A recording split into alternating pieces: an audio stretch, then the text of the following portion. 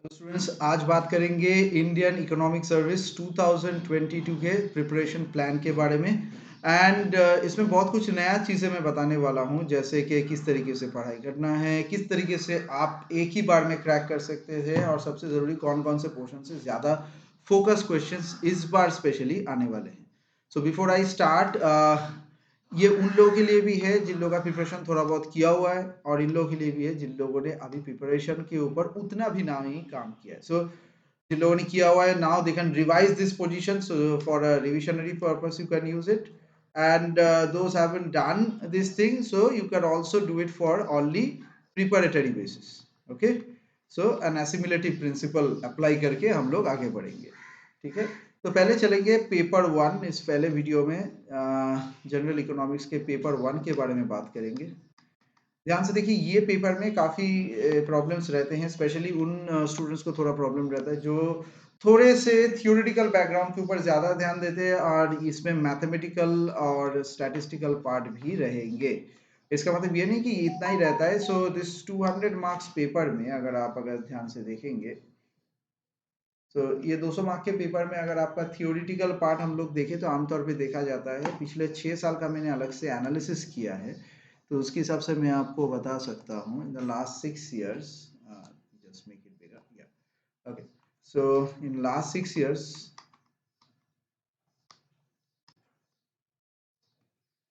Approximately 115 marks अगर आप answer करना चाहेंगे, ऑब्वियसली क्वेश्चंस 350 के ऊपर मार्क्स के रहते हैं जिसमें आपका ऑप्शन रहता है। तो लेकिन अगर आप आंसर करना चाहेंगे 115 marks among the 200, you have to go for non theoretical, and 85 you have to go for mathematical questions. तो ये आपका एनालिसिस है पेपर वन के लिए। This is the normal kind of thing which is tough but yet useful. Okay, क्योंकि इस paper में ज़्यादा मार्क्स आने का भी चांसेस रहता है दूसरे पेपरों से ज़्यादा। ओके, सो इसके बारे में भी डिस्कस करूंगा मैं बहुत जल्दी। तो पहले पार्ट में कंज्यूमर बिहेवियर है हम लोगों का। कंज्यूमर में आपका यूटिलिटी एनालिसिस के ऊपर आता है, ये सब आप लोग बेसिक जानते हैं। कर्विकल रिप्रेजेंटेशन में आपको थोड़ा बहुत अनयूजुअल आईसीज के ऊपर ध्यान देना है। जैसे मान लीजिए indifference curve which is like this is a rectangular hyperbola. Okay, so इसके ऊपर आपको इस बार ध्यान देना है। Now you can also take a look into another part जिसके ऊपर मैं आऊंगा। सो मान लीजिए upward sloping IC, how is it possible? Okay, ICs are like this, so these are some special cases. So IAS के examination में special cases के ऊपर काफी ध्यान दिया जाता है। Okay, so special cases based on consumer surplus. Okay, consumer surplus के ऊपर सम्स आ सकते हैं इस बार। Okay, as I have said, consumer surplus में क्या करना है, दो एक ऐसे निकालते हैं, दिस इज द डायग्राम, और यहाँ पर मैं demand supply, and this is the area of the consumer surplus, and this is the area of the producer surplus. तो इसको हम लोग half into base into height से निकाल सकते हैं, या फिर इंटीग्रेशन से भी कर सकते हैं फॉर नॉन लीनियर केसेस, तो ये नॉन लीनियर केस क्या होता है, just take a little bit less thicker pen. Okay, need to, yeah, in this will do it.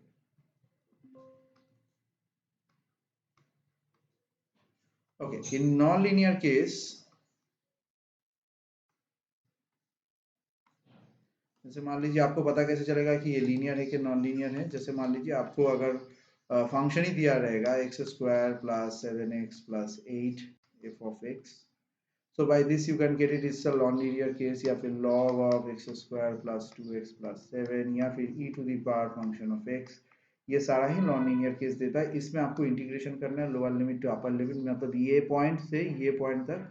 और अगर मान लीजिए कर्व ऐसे जा रहा है और ये कर्व ऐसे जा रहा है, सो how to get these 2 points, you get this point, you this point, और इसके बीच का कंज्यूमर सरप्लस आपको निकालना है। बेसिक सा स्ट्रक्चर है लेकिन काफी यूजफुल है। अब हम लोग दूसरे पार्ट में जाएंगे।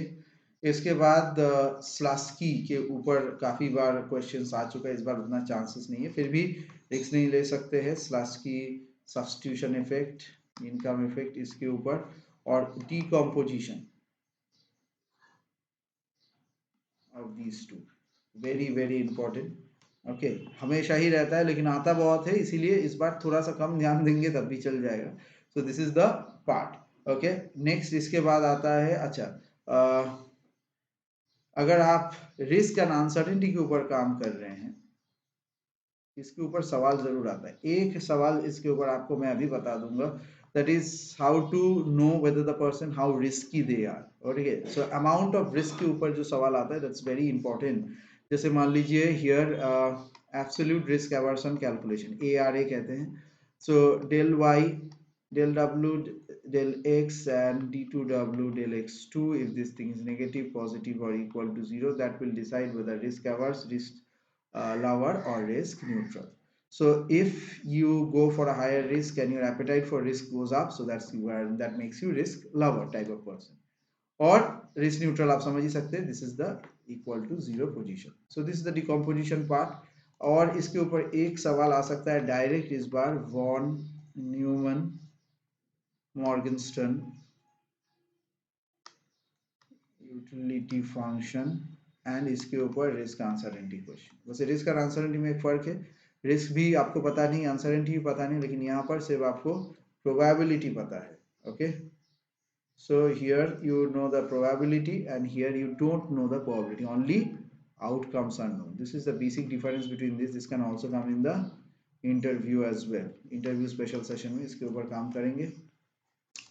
ये हो गया कंज्यूमर का पहला पार्ट। अब हम लोग जाएंगे प्रोडक्शन के ऊपर। सो प्रोडक्शन में आमतौर पर प्रोडक्शन फंक्शन के ऊपर ही न्यूमेरिकल्स दिए जाते हैं, जिसमें सबसे इंपॉर्टेंट है Coke Douglas. So function of k and l, a into k to the power alpha, l to the power beta, alpha plus beta equal to 1. In some cases, if alpha plus beta gives you greater than 1 and less than 1, two cases. So this is the IRS, this is the DRS, and this is the case of constant reduced to scale of CS. एक और सवाल आता है जिसमें हम लोग elasticity के ratios में काम करते हैं, उससे कहते हैं CS प्रोडक्शन फंक्शन। इस बार ये काफी इंपॉर्टेंट है। Constant elasticity of supply sigma के ऊपर कैलकुलेशन किया जाता है।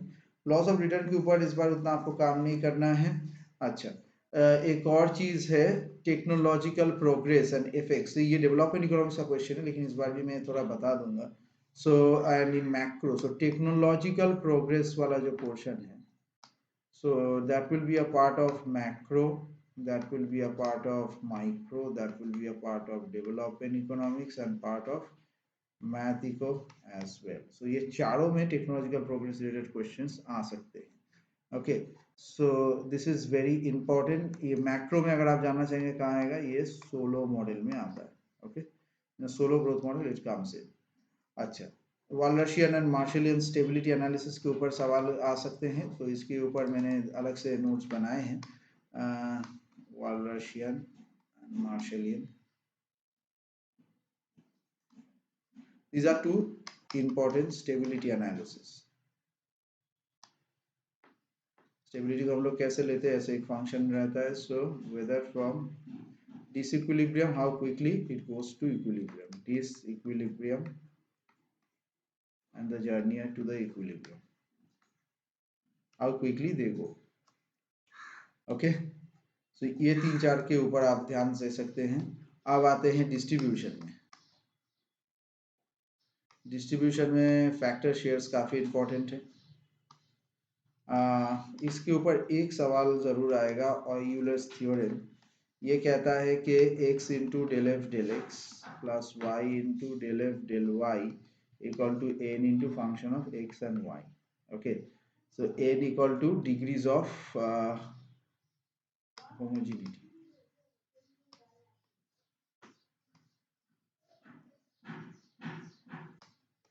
So this is the degree of homogeneity. So if n equal to 0, that is homogeneous of degree 0, n greater than 1, n can be less than 1, n can be 0 to 1 means a fraction as well, n can be anything। okay, कैसे पता चलेगा ये Euler's theorem में? जैसे मान लीजिए अगर मैं फंक्शन देता हूँ y equal to z equal to x square plus y square plus x y, so this is degrees. इस तरीके से आएंगे एक्स वाई क्यूब मान लेते हैं। ठीक है, सो इसको दोनों को लैम्डा टाइम्स चेंज करेंगे तो यहाँ पर lambda x, lambda y, lambda x and lambda y cube. तो दोनों से लैम्डा 4 कॉमन होगा and this is still a function of z, so this is n equal to 4 in this case. Okay, अच्छा मोनोपोली। अब आते हैं मार्केट टाइप में। सबसे इंपॉर्टेंट ऑब्वियसली मोनोपोली, और इस बार ओलिगोपोली इंपॉर्टेंट नहीं है, इस बार है मोनोपोलिस्टिक कंपटीशन।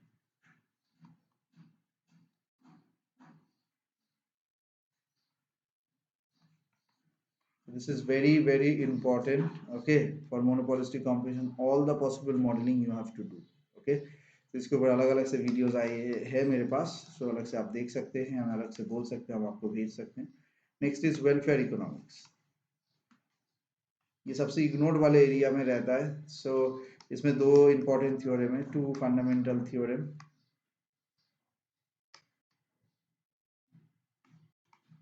तो this is very important. Public good के ऊपर थोड़ा बहुत आता है, पब्लिक वर्सेस प्राइवेट गुड। एक सवाल दिया जा सकता है इस बार कि आपको कुछ सिचुएशंस दिए जाएंगे, सिचुएशन बेस्ड एक्सटर्नली कैलकुलेशन। वो क्या होता है बताते हैं अभी। जैसे मान लीजिए एक्सटर्नलिटी हम लोग का क्या होता है, पॉजिटिव या नेगेटिव। जैसे मान लीजिए मुझे एक गाना सुनना बहुत अच्छा है, मैं थोड़ा हाई वॉल्यूम में सुन रहा हूँ, वही गाना आपको भी पसंद है तो आप फ्री में सुन रहे हैं, तो this a positive externality. But if you don't like that song, that's a negative externality. Very easy in that way. जैसे स्कूल एंड कॉलेजेस की किताबों में थोड़ा अलग से रहता है, they will tell you that there is an industrial farm, and industrial farm के पास एक तालाब है and they put their waste over there, okay. जो तालाब में जो फिशिंग करने के लिए आता है, someone comes for fishing in that, okay, so for the fisherman के लिए ये हो गया नेगेटिव एक्सटर्नलिटी, ठीक है। इसी तरीके का पॉजिटिव एक्सटर्नलिटी भी होता है। so something which is you are not paying but you are getting the benefit, or so not paying yet getting benefit, yet or suffering, and not in your under your control, direct control.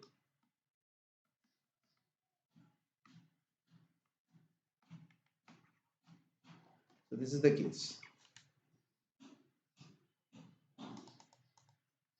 Next एक और चीज़ें मैं कहना चाहूँगा, Pareto optimality.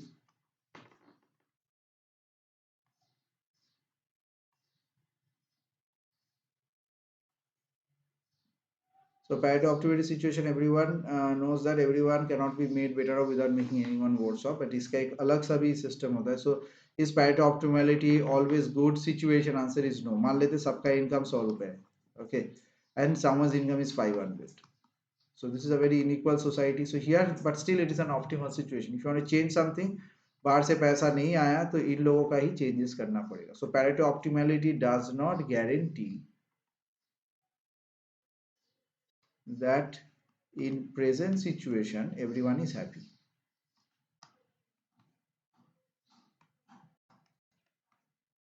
We are confused about it, ठीक है। तो चलिए आगे चलते हैं। अब पार्ट बी, सेकेंड पार्ट में चलते हैं हम लोग का मैथमेटिकल इकोनॉमिक्स टाइप का जो रहता है।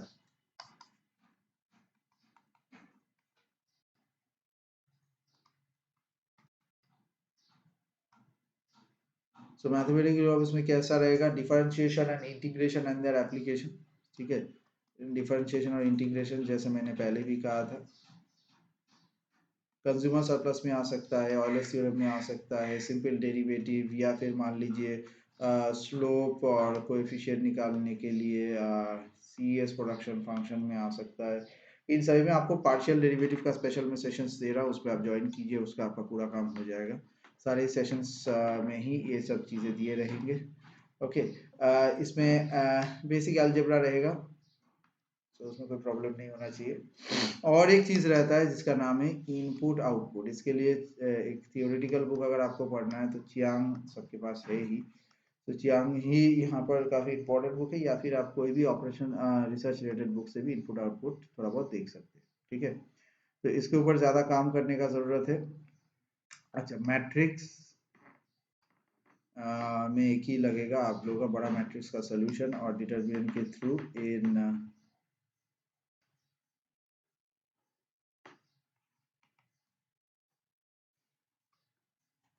so matrix determinant I hope you know. Okay, so matrix का कैलकुलेशंस थोड़े प्रॉब्लम रहते हैं, मल्टीप्लिकेशंस आप देख लीजिएगा। ओके, अब आते हैं स्टैटिस्टिकल मॉडलिंग। स्टैटिस्टिकल में आपका सबसे ज़्यादा रहता है central tendency, mean, median mode के ऊपर ही ज़्यादा काम हो जाएगा, लेकिन इस बार इंडेक्स नंबर के ऊपर आने का ज़्यादा संभावना है। तो index number related all this things you need to do, and also time series. यहाँ पर ऐसा मत सोचिए कि time reversal test, factor reversal test ऐसे सवाल पूछेंगे, तो ऐसे नहीं आएंगे। तो यहाँ पर time series related questions which you can utilize in economic theory. Okay, इस तरीके से एनोवा रिलेटेड क्वेश्चंस आ सकते हैं। अच्छा, इस बार इकोनोमेट्रिक्स से 2 क्वेश्चन हमेशा ही आते हैं।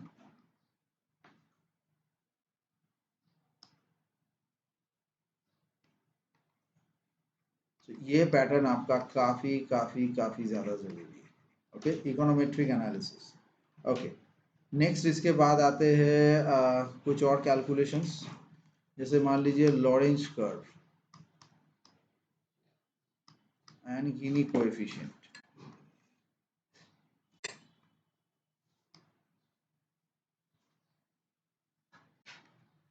तो कीनी कोएफिशिएंट रिलेटेड फॉर्मूला है। ओके, लॉरेंज कर्व को हम लोग ऐसे लेते हैं, it's like a box diagram, और ये लाइन जितना ऐसे जाएगा जिस इस तरीके से हायर द इनइक्वालिटी, और इसके साथ इसका रेशियो के साथ आता है। So if it is 1 to 0 it lies range, and it's a coefficient, and is going to understand this is the scenario. So this is all about paper 1 in this video। आने वाले video में paper 2, 3, 4 के बारे में complete analysis करेंगे। So if you have any questions, just text it to me at 98367 93076. Just go to website. If you feel like any questions, any doubts, any kind of unusual things comes into your mind, I'm just a WhatsApp away. Okay.